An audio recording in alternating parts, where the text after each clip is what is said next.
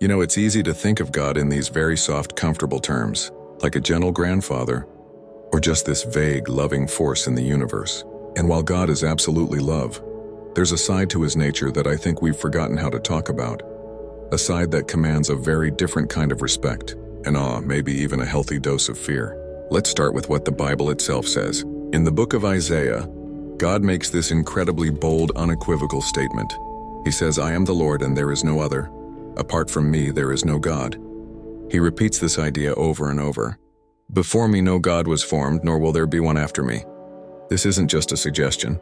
It's a declaration of absolute exclusive authority. He's not competing for the title of God. He's stating a fact about reality. There's him, and then there's everything else he created, that's it. So what does this absolute power actually look like? Well, think about the most powerful forces you can imagine on Earth. A Category 5 hurricane, a massive earthquake, the raw, explosive energy of a supernova in deep space. All of these things, which can wipe out cities and change landscapes in an instant, are just footnotes in his creation. The Bible says he measured the waters in the hollow of his hand, and with the breadth of his hand marked off the heavens. The entire universe, with its billions of galaxies, is something he can measure with his hand. We struggle to even comprehend the size of our own solar system, and to him it's a handheld object. That's a level of power we can't even begin to wrap our minds around. And this is where the fear part comes in. Not a cowering, terrified fear, but a profound, reverent awe.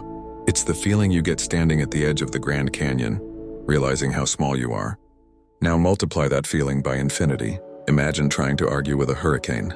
Imagine trying to stop a tsunami with your bare hands. It's absurd, right? You're completely at its mercy. Now consider this. What if you disagree with God? What if his plan isn't your plan? What do? The honest biblical answer is nothing. You can't stop him. The prophet Isaiah asks, "Woe to those who quarrel with their maker." Does the clay say to the potter, "What are you making?" We are the clay. He is the potter.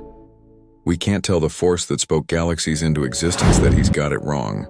If God decides a nation will rise, it rises. If he decides it will fall, it falls. If he decides to move in your life in a way you don't understand, you can't build a dam big enough to stop his will.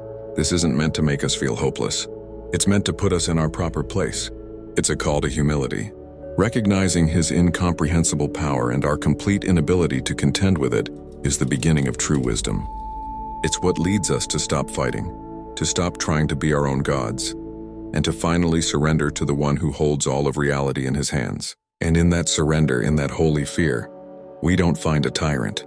We find a loving, all-powerful Father who is against all odds for us. And that's a truth worth trembling before.